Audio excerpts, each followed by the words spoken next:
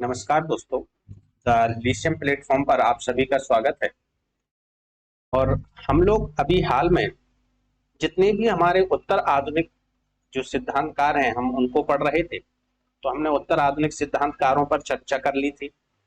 उत्तर संरचनावादी जो सिद्धांतकार हैं हम लोगों ने उन पर भी बात कर ली थी, चर्चा कर ली थी। आज हम बात करेंगे उत्तर उपनिवेशवादी सिद्धांतकारों पर। तो जो उत्तर उपनिवेशवादी जो सिद्धांतकार हैं, इसमें जो सबसे महत्वपूर्ण नाम है वो नाम है आपका एडवर्ड सईद का। एडवर्ड सईद का। इन पर हम चर्चा करने से पहले हम देख लेते हैं कि हम लोग अभी तक कितने सिद्धांतकारों को पढ़ चुके हैं। तो हमने पीरे बोर्दू को पढ़ लिया है, मिशेल फूको को पढ़ लिया है, और आपके यूक्रेन हेबरमास को पढ़ लिया है, और एंथोनी गिडेंस को पढ़ लिया है। ये सबकी जितने भी हमारे उत्तर आधुनिकता सिद्धांतकार हैं, उत्तर संरचना वाले सिद्धांतकार हैं, ये सारे सिद्धांतकार विथ पीडीएफ के आपको प्लेलिस्ट में मिल जाएंगे। आज हम बात कर रहे हैं उत्तर उपनिवेशवाद की, पोस्ट कॉलोनाइजेशन पर बात कर रहे हैं कि उत्तर उपनिवेशवाद क्या है और ये किस दृष्टिकोण से हमें पढ़ना है और इनसे किस प्रकार के क्वेश्चन बनते हैं। ये सारे प्रश्न हम लोग यहाँ पर सॉल्व करेंगे। चलिए तो ज्यादा बात ना करते हुए सीधे एडवर्ड सईद पर चर्चा करते हैं। जो एडवर्ड सईद हैं, ये आपके फिलिस्तीन मूल के रहने वाले थे। कहाँ के सिद्धांतकार थे? फिलिस्तीन मूल, यानी फिलिस्तीन में इनका जन्म हुआ था, लेकिन यह अमेरिकन समाजशास्त्री कहलाए। एडवर्ड सईद का जन्म 1935 और यरूशलेम 1935 यरूशलेम में हुआ था, और इनकी मृत्यु 2003 को हुई थी। ये एक यहूदी परिवार में इनका जन्म हुआ था। किस में हुआ था? यहूदी परिवार में इनका जन्म हुआ था। इसके साथ अगर हम देखें तो इनकी महत्वपूर्ण अगर हम रचनाओं की बात करें, सारी बहुत सी हमने यहाँ पर हिंदी में लिखा हुआ है। इसके आगे इंग्लिश में भी हमने सारी पुस्तकें या बुक लिखी दी है। तो आपको जिस भी लैंग्वेज में आसान लगे आप पढ़ लेना। अभी मैं हिंदी वाला टेक्स्ट आपको क्योंकि पहले लगा है तो इसको पढ़ के बता रहा हूँ कि कौन सी पुस्तक महत्वपूर्ण। एडवर्ड सईद ओरिएंटलिज्म की बात करते हैं, और ये पुस्तक इतनी महत्वपूर्ण है कि यहीं से क्वेश्चन बन जाते हैं। यही इनकी प्रमुख थ्योरी है। तो एडवर्ड सईद ने ओरिएंटलिज्म की बात की है, और ये पुस्तक इनकी 1978 में आई। इसी में इन्होंने अपने प्राच्यवाद का सिद्धांत दिया। एडवर्ड सईद की अगली जो महत्वपूर्ण पुस्तक है या जो बुक है, उसका नाम है the question of Palestine. The question of Palestine. एक और इनकी महत्वपूर्ण पुस्तक है। हालांकि इन पुस्तकों से अभी तक प्रश्न नहीं बने हैं। ओरिएंटलिज्म से यूजीसी नेट ने प्रश्न पूछ लिया है, यूजीसी नेट ने प्रश्न पूछ लिया है। तो आपको इसकी ईयर भी याद रखना है, और ये पुस्तक में क्या है उस पर तो हम चर्चा करेंगे ही करेंगे। प्राच्यवाद को बहुत अच्छे से आपको समझा। ये कवरिंग इस्लाम की भी बात करते हैं। इनकी एक पुस्तक है कवरिंग इस्लाम। अगली जो पुस्तक है the world, the text and the critics, ये 1983 में इनकी पुस्तक है। नेक्स्ट अगर हम इनकी किताब पर बात करें तो the after and the last sky, the after and the last sky. और इनकी महत्वपूर्ण पुस्तक में एक है म्यूजिकल इलेबोरेंस। म्यूजिकल इलेबोरेंस पर भी ये बात करते हैं। सारी पुस्तकें नहीं बताएंगे, जो एग्जाम के पॉइंट ऑफ व्यू से बहुत ज्यादा महत्वपूर्ण है, केवल उन्हीं को बताएंगे। द पॉलिटिक्स ऑफ डिस्पोजेशन की भी बात ये करते हैं। द पॉलिटिक्स ऑफ डिस्पोजेशन की इनकी भी एक पुस्तक है। अगली इनकी जो महत्वपूर्ण पुस्तक है representation, representation of the intellectual, representation of the intellectual. ये भी आपको याद रखना है, ये भी बहुत महत्वपूर्ण इनकी एक पुस्तक है। नेक्स्ट अगर आप इनकी पुस्तक देखोगे the power politics and culture, the power politics and culture भी इनकी महत्वपूर्ण एक पुस्तक है। तो ये जो मैंने अभी तक आपको 6-7 इनकी जो पुस्तकें बताई हैं, इनको याद रखना है। इनमें से सबसे ज्यादा जो याद रखना है वो आपको ओरिएंटलिज्म को याद रखना है। एडवर्ड सईद ये सारी जो पुस्तकें हिंदी में लिखी हैं उनको बस मैंने यहाँ पर हैंड राइटिंग में इंग्लिश में लिख दिया है और कुछ नहीं, ठीक है। वही एडवर्ड सईद फिलिस्तीन मूल के अमेरिकन समाजशास्त्री थे। इनका जन्म और मृत्यु के बारे में लिखा हुआ है। सारी किताबें बस इंग्लिश में लिखी हुई। अब हम इनके सिद्धांत की बात करते हैं, कॉन्सेप्ट की बात करते हैं। एडवर्ड सईद, एडवर्ड सईद की जो सबसे प्रसिद्ध पुस्तक है उसका नाम है ओरिएंटलिज्म, और यह पुस्तक 1978 में आई। और जब इन्होंने यह पुस्तक लिखी तो विश्व में ये जो इनका पर्सपेक्टिव था या विश्व को समझने का था, तो इन्होंने सांस्कृतिक आलोचना के रूप में यानी कल्चरल क्रिटिक्स के रूप में अपनी ओरिएंटलिज्म पुस्तक लिखी। और ये इसी ओरिएंटलिज्म पुस्तक में पूरे विश्व को दो भागों में बांटते हैं। तो हम पहले ओरिएंटलिज्म पूरी थ्योरी आपको समझा देते हैं खाली पेज पर। ये कहते हैं इनका, देखिए हम यहाँ पर देखते हैं इनकी ओरिएंटलिज्म थ्योरी, ओरिएंटलिज्म जो इनकी थ्योरी है एडवर्ड सईद की, ये पुस्तक इन्होंने 1978 में लिखी। ये कहते हैं कि जो विश्व है ये दो भागों में बटा हुआ है, ये हमारी दुनिया है। कहते हैं एक दुनिया का आप देखेंगे तो पूर्वी भाग है और एक दुनिया का पश्चिमी भाग है। पश्चिमी भाग यानी जो पूर्वी भाग है इसको हम लोग कहते हैं ईस्ट, ठीक है, और जो हमारा पश्चिम है इसको हम लोग कहते हैं वेस्ट या वेस्टर्न कंट्री। तो कहते हैं कि जो पश्चिमी दुनिया है, इस पश्चिमी दुनिया ने क्या किया है कि जो ईस्ट है, जो ओरिएंट है, ईस्ट वाले देशों को ओरिएंट कहा जाता है। ये छोटी छोटी अवधारणाएं आप यहाँ पर क्लियर कर लीजिए। ये जो आपके पूर्व वाली दुनिया है इन्हें ओरिएंट कहा जाता है। ओरिएंट का मतलब होते हैं वह स्थान जहां पर पश्चिमी देशों के एक समय में क्या थे, उपनिवेश थे। इसीलिए तो इनको उत्तर उपनिवेशवादी कहा जाता, उपनिवेश थे, यहाँ पर इनकी कॉलोनी थी, ठीक है। इसी जब हम कॉलोनी का अध्ययन करते हैं तो वो कॉलोनियलिज्म कहा जाता है, उसको ही हम आधुनिक परिप्रेक्ष्य में देखते हैं तो वो उत्तर उपनिवेशवाद कहलाता है। तो जो वेस्टर्न कंट्री है, वेस्टर्न कंट्री अपने आप को, जो यूरोपियन कंट्री है ये अपने आप को क्या मानती हैं, सुपीरियर मानती हैं, अपने आप को सुपीरियर मानती हैं, ठीक है, अपने आप को उच्च और श्रेष्ठ मानती हैं। जबकि जो पश्चिम की दुनिया है इसको क्या मानती हैं, इसको निम्नहीन, असभ्य और बर्बर मानते हैं, ठीक है। ये कहते हैं कि पश्चिम की दुनिया का जो डेवलपमेंट का मॉडल है या पश्चिम दुनिया जो विकास कर रही है, यही विकास पूरे दुनिया को इसी विकास के नजरिए से देखना चाहिए, यही विकास सही है। तो एडवर्ड सईद कुल मिला के जो पूरा हमारा विश्व है, इस विश्व को दो भाग में बांटते हैं, एक पश्चिम की दुनिया और पूर्व की दुनिया। कहते हैं पश्चिम की दुनिया अपने आप को उच्च और श्रेष्ठ बताती है, अपने आप को सब बताती है, और यह अपने जो यूरोसेंट्रिक इनका चश्मा है, कौन सा चश्मा है, यूरोसेंट्रिक।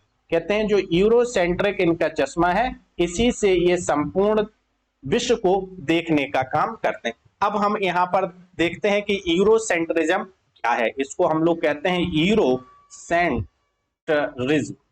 यूरोसेंट्रिज्म का मतलब होता है यह एक प्रकार की पक्षपातपूर्ण विचारधारा है, आइडियोलॉजी है, आइडियोलॉजी। इस आइडियोलॉजी में क्या होता है कि यह मानते हैं कि जो यूरोप है, जो पश्चिम की दुनिया है, ये इसी जगह से, यहीं से सारी अच्छी चीजों का उद्भव हुआ है। सभी अच्छी चीजों का जो उद्भव हुआ है वो आपके कहां से हुआ है, पश्चिम से हुआ है। और हर चीज के उद्भव के कारण में ये अपने पश्चिमी दृष्टिकोण को शामिल करते हैं। तो एडवर्ड सईद कहते हैं कि ये यूरोसेंट्रिक पर्सपेक्टिव है जो अपने आप को श्रेष्ठ बताते हैं।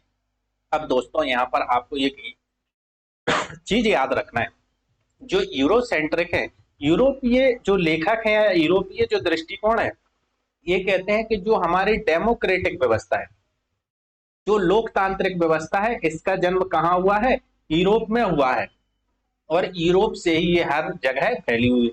और वहीं लास्ट में एक छोटी सी पिछलग्गू भी लगा देते हैं, छोटे से ब्रैकेट में लिखते हैं कि कहीं कहीं लोकतांत्रिक व्यवस्था पहले से देखने को मिली। यानी ये अपनी व्यवस्था को बहुत बड़ा चढ़ाकर कहते हैं, अपने आप को ही सारी चीजों का जो विकास हो रहा है उसमें ही अपने आप को श्रेष्ठ स्थान पर रखते हैं। ये यूरोसेंट्रिक चश्मे से ही पूरे दुनिया को समझ। इसी से मिलता जुलता एक और कॉन्सेप्ट है, आप उसको समझ लीजिए, एथनोसेंट्रिज्म। अब चूंकि हम लोग समाजशास्त्र की बात कर रहे हैं तो यहाँ पर समझना जरूरी।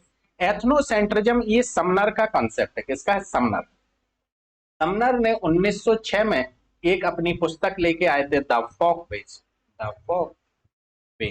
और इसमें इन्होंने एथनोसेंट्रिज्म यानी जब आप अपनी संस्कृति, अपनी भाषा, अपने रीति रिवाज या किसी भी एक इथनिसिटी के आधार पर अपनी संस्कृति को उच्च और दूसरी संस्कृति को निम्न बताते हो तो वह एथनोसेंट्रिज्म कहलाता है। तो पश्चिमी दुनिया वाले जो लोग हैं, पश्चिमी दुनिया वाले जो विचारक हैं या जो पश्चिम विचारधारा के जो पोषक हैं, वो या तो एथनोसेंट्रिज्म से ग्रसित हैं या यूरोसेंट्रिज्म से ग्रसित हैं। इसीलिए ये अपने आप को श्रेष्ठ बताते हैं और दूसरी दुनिया को यानी पश्चिमी दुनिया को ये क्या बताते हैं, निम्न बताते हैं। तो आपको यहाँ पर याद रखना है, कुल मिला के एडवर्ड सईद ने क्या कहा है कि दो है, एक पश्चिम की दुनिया है, ये आपकी ओरिएंट है, जो पूर्व की दुनिया है ये आपकी ओरिएंट है, और जो पश्चिम की दुनिया है ये आपकी ऑक्सीडेंट है। अभी मैं इसको और क्लियर कराऊंगा टेक्स्ट में, बस यहाँ पर समझ लीजिए। जब एडवर्ड सईद अपनी पुस्तक लिखते हैं ओरिएंटलिज्म, थोड़ा सा फिर से ध्यान रखना है, ओरिएंटलिज्म, इस ओरिएंटलिज्म पुस्तक को वो लिखते समय 3 भागों में बांट, जो उनका पहला भाग है इस पुस्तक में, वो उसमें बात करते हैं the scope of orientalism. The scope, आप लोग भी नोट्स बनाते जाएंगे, प्रिंटेड नोट्स में मैंने नहीं डाला है, the scope of orientalism, orientalism, इस जो पहला खंड है इस पुस्तक का या जो पहला भाग है, इसमें ये बताते हैं कि किस तरह वेस्टर्न देशों ने ईस्ट के देशों पर राज्य किया है, किस तरीके से जो पश्चिम के देश हैं इन्होंने पूर्व के देशों पर राज्य किया है, शासन किया है, अपने उपनिवेश बनाए। अगला जो इनकी इसी पुस्तक का जो भाग है उसका नाम है orientalist structure and restructure. Orientalist, इसको लिख लीजिए आप, ओरिएंटलिस्ट स्ट्रक्चर एंड रीस्ट्रक्चर, ठीक है। इसमें एडवर्ड सईद बताते हैं कि 19वीं शताब्दी का जो दौर था, यानी जो आपका 19वीं शताब्दी का जो दौर था, इस शताब्दी में जो ये लेखक थे, ये लेखन के माध्यम से अपने जो पश्चिम का लेखन था इसको बेस्ट, आपने मैकाले की एक लाइन सुनी होगी, वो क्या कहता है कि पश्चिम जो हमारा पश्चिम के अलवारी यानी यूरोप की जो अलवारी है एक, उसमें रखी हुई पुस्तक एशिया और अरब देश के एक लाइब्रेरी से कई ज्यादा महत्वपूर्ण है। यानी वो अपनी जब व्याख्या कर रहा है तो वो ओरिएंटलिस्टिक पर्सपेक्टिव से कर रहा है, अपने एथनोसेंट्रिज्म के पर्सपेक्टिव से कर रहा है, और वो देखेंगे आप तो यूरोसेंट्रिक पर्सपेक्टिव से कर रहा है। तो अपनी ओरिएंटलिस्ट पुस्तक में वो लेखक और विचारधारा 19वीं शताब्दी के माध्यम में बताना चाहते हैं कि पश्चिम के लोगों ने अपने आप को कैसे श्रेष्ठ बताने का प्रयास किया। अगली इसी पुस्तक का जो भाग है उसको हम कहते हैं ओरिएंटलिज्म नाउ। ओरिएंटलिज्म यानी जो अभी इसको ही कहते हैं हम लोग उत्तर उपनिवेशवाद। यही क्या है, उत्तर उपनिवेशवाद, यानी पोस्ट कॉलोनियलाइजेशन। उत्तर उपनिवेशवाद में कल्चरल इंपीरियलिज्म की बात की जाती है। तो हम थोड़ा सा यहाँ पर आपको कल्चरल इंपीरियलिज्म बता देते हैं कि क्या है। कल्चरल इंपीरियलिज्म को जब आप यहाँ पर देखोगे तो इसमें होता है कि अब जो साम्राज्य का विस्तार है, वो साम्राज्य का विस्तार भौगोलिक रूप से नहीं होता है, अब तो अपनी संस्कृति का विस्तार किया जाता है। यानी जब किसी संस्कृति पर दूसरी संस्कृति का आरोपण किया जाता है तो वही कल्चरल इंपीरियलिज्म कहलाता है। बीएस नौपाल जो है, बीएस नेपाल जो है, इन्होंने अपनी पुस्तक among the believers an Islamic journey में बताया है इस कल्चरल इंपीरियलिज्म को। एक और इनकी पुस्तक है beyond belief Islamic excursion among the converting peoples. इस पुस्तक में वो शिनाख्त करते हैं सांस्कृतिक साम्राज्य की। वो कहते हैं इस्लाम एक ऐसा धर्म है या ऐसी संस्कृति है जो दूसरे लोगों को जबरदस्ती अपनी संस्कृति आरोपित करने के लिए प्रेरित करता है, बीएस नॉयपॉल कह रहे हैं, और वो कल्चरल इंपीरियलिज्म की बात। लेकिन एडवर्ड सईद ने अपनी पुस्तक ओरिएंटलिज्म 1978 में भी कल्चरल इंपीरियलिज्म के माध्यम से पश्चिमी देशों को पूर्वी देशों के नव उपनिवेशवाद को समझाने का इन्होंने प्रयास किया। अब दोस्तों इतनी सब बात चल ही गई है तो हम यहाँ पर एक और अवधारणा देख लेते हैं, सांस्कृतिक प्रधान यानी कल्चरल हेजिमनी। तो जो कल्चरल हेजीमनी है, सांस्कृतिक प्रधान की जो अवधारणा है, ये एंटोनियो ग्राम्शी की है। और एंटोनियो ग्राम्शी कहते हैं जब एक संस्कृति का प्रभाव अन्य संस्कृति पर पड़ता है, जब एक संस्कृति का प्रभाव अन्य संस्कृति पर पड़ता है तो हम उसे कल्चरल हेजीमनी कहते हैं। और कहते हैं कल्चरल हेजीमनी में व्यक्ति के ऊपर, श्रमिक के ऊपर दो उसके कॉन्शियसनेस होते हैं, दो चेतनाएं होती हैं, डुअल कॉन्शियसनेस होता है। एक कॉन्शियसनेस में श्रमिक क्या है, वो पूंजीपति को भगवान समझता है और उसके प्रति सहानुभूति रखता है, लेकिन जब वह फैक्ट्री से बाहर आता है तो सारी समस्याओं के लिए पूंजीपति को ही जिम्मेदार मानता है। अब एक और इससे मिलती जुलती अवधारणा है, थोड़ा वो भी देख लीजिए। तो कल्चरल हेजीमनी का समझ में आ गया, ये एंटोनियो ग्राम्शी का है, जब एक संस्कृति का प्रभाव अन्य संस्कृति पर पड़ता है तो उसको कल्चरल हेजीमनी कहते हैं। और सांस्कृतिक प्रधान की अवधारणा में ही एंटोनियो ग्राम्शी ने डुअल कॉन्शियसनेस की बात की है। अब हम देखते हैं कल्चरल रिलेटिविज्म। कल्चरल रिलेटिविज्म की बात आपके करते हैं फ्रेंच बुआस और आपके हर्ष कोविड। कल्चरल रिलेटिविज्म का मतलब होता है कि जब आप किसी संस्कृति को देखो तो उस संस्कृति को उसके मूल, उसके भौगोलिक परिस्थिति के सापेक्ष में देखो। ऐसे ही एक और अवधारणा है भाषाई सापेक्षतावाद, लैंग्वेज रिलेटिविज्म, ये एडवर्ड सापेक्ष की है। तो अब यहाँ पर मैंने कई अवधारणाओं को एक साथ जोड़ के पढ़ा दिया है, तो हालांकि हमें यहाँ पर ओरिएंटलिज्म पर गौर करना है। ये तो मैंने कल्चरल हेजीमनी, कल्चरल रिलेटिविज्म और आपको इससे मिलती जुलती जो अवधारणाएं थी कल्चरल इंपीरियलिज्म के बारे में यहाँ पर मैंने एक्स्ट्रा बता दिया। अब हम फिर से ओरिएंटलिज्म की तरफ लौट कर आते।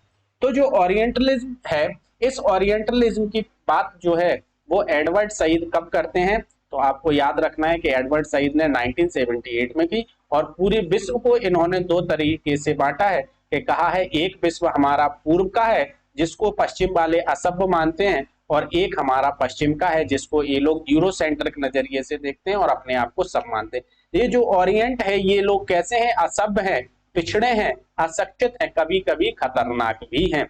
ओरिएंटलिज्म जो पर्सपेक्टिव है, प्राच्यवाद है, इसको एडवर्ड सईद तीन अर्थों में देखते हैं। एक अकादमिक अर्थ के रूप में देखते हैं, एक देखते हैं ये पूर्वी देशों पर जो प्रभुत्व और पुनर्गठन अधिकार के दृष्टिकोण से पश्चिमी शैली के रूप में देखते हैं, और ऑक्सीडेंट और ओरिएंट के बीच में भेद के अंतर के आधार पर ये ओरिएंट को देखते हैं। ओरिएंटलिज्म की अगर हम बात करें तो एडवर्ड सईद कहते हैं ओरिएंटलिज्म एक प्रकार का विमर्श है जो शक्ति की बात करता है, जो पश्चिम देशों को आधिपत्य बनाने में मदद करता है। ये कहते हैं यह एक प्रकार का विमर्श है, डिस्कोर्स है, और यह शक्ति की बात करता है। ओरिएंटलिज्म पर्सपेक्टिव पश्चिमी देशों के आधिपत्य बनाने में उनकी मदद करता है और लोगों पर अधिक से अधिक शासन करने में मदद करता है। एडवर्ड सईद ने आगे लिखा है प्राच्यविद वे लोग हैं, प्राच्यविद मतलब यानी जो प्राच्यवाद को बढ़ाने का काम कर रहे हैं, जो पश्चिमी शैली को क्या है, श्रेष्ठतम बताते हैं, किसी श्रेष्ठतम बताने की किसी ना किसी रूप में वकालत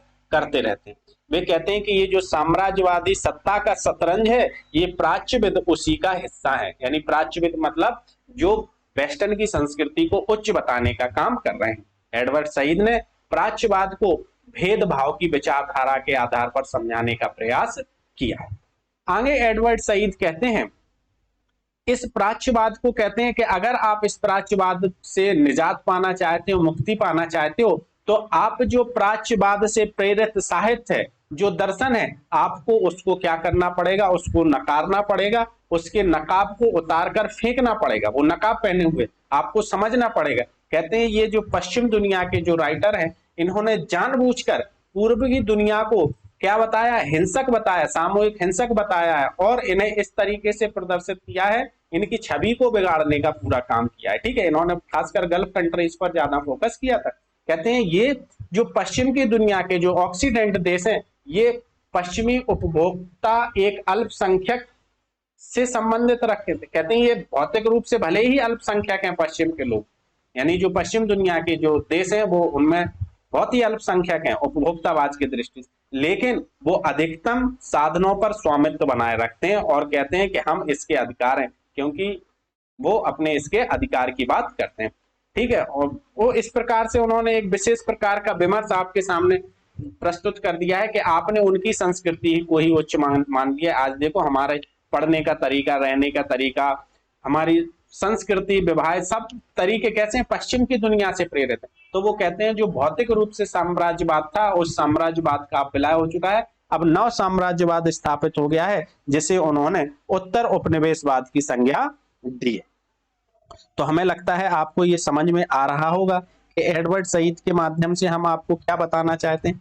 एडवर्ड सईद ने पूरी दुनिया को दो भाग में बांटा है, एक है पूरब की दुनिया और एक पश्चिम की दुनिया। ये कहते हैं कि पश्चिम की दुनिया ने एक विशेष प्रकार का षड्यंत्र स्थापित कर रखा है और इस षड्यंत्र के माध्यम से वो पूर्व की दुनिया पर अधिकतम शासन करना चाहती। ये एडवर्ड सईद के कुछ कथन है जो हम आपको बता देते हैं। वो कहते हैं कि मैं सोचता हूं कि ज्ञान को गैर विशेषज्ञों के लिए खोल देना चाहिए। तो इसको याद रख लेना, एग्जाम में पूछा जाता है। एडवर्ड सईद कहते हैं कि मैं सोचता हूं कि ज्ञान को गैर विशेषज्ञ, क्योंकि पश्चिम ने अपने आप को विशेषज्ञता हासिल कर ली, वो हर चीज का क्या कर सकते हैं, व्याख्या कर सकते हैं, हर चीज को अपने नजरिए। तो वो कहते हैं कि इस विशेषज्ञता को खत्म कर दो और ये गैर विशेषज्ञता के लिए ज्ञान को खोल। एडवर्ड सईद कहते हैं कि पश्चिम के लोगों के बीच हम लोगों की आकृति ऐसी बना दी गई है जो एक समय के साथ हावी होती जा रही है और संकीर्ण होती जा रही है। कहते हैं ये सब काम जानबूझकर किया गया है, अपनी संस्कृति को बेहतर बनाने के लिए दूसरी संस्कृति को बेकार बताया गया है। और यह सब काम किसके माध्यम से हुआ है, ओरिएंटलिज्म के माध्यम से हुआ है। पश्चिम देश ने अपने आप को जानबूझकर श्रेष्ठ बताया है, क्योंकि यह अपने आप को इथनोसेंट्रिज्म दृष्टिकोण से देखते थे, यूरोसेंट्रिक दृष्टिकोण से देखते थे, और पूर्व की दुनिया को इन्होंने असभ्य, बर्बर, जंगली ये सब बताया है और कहा है कि हम तुम्हें सभ्य बनाने आए, और ये कभी नहीं कहा कि हम आपके संसाधनों का दोहन करने आए। और इस सभ्यता बनाने के चक्कर में इन्होंने क्या किया कि इस पूर्व की दुनिया से जो धन दौलत सबको निचोड़ने का काम किया है, अपने तरफ ले जाने का काम।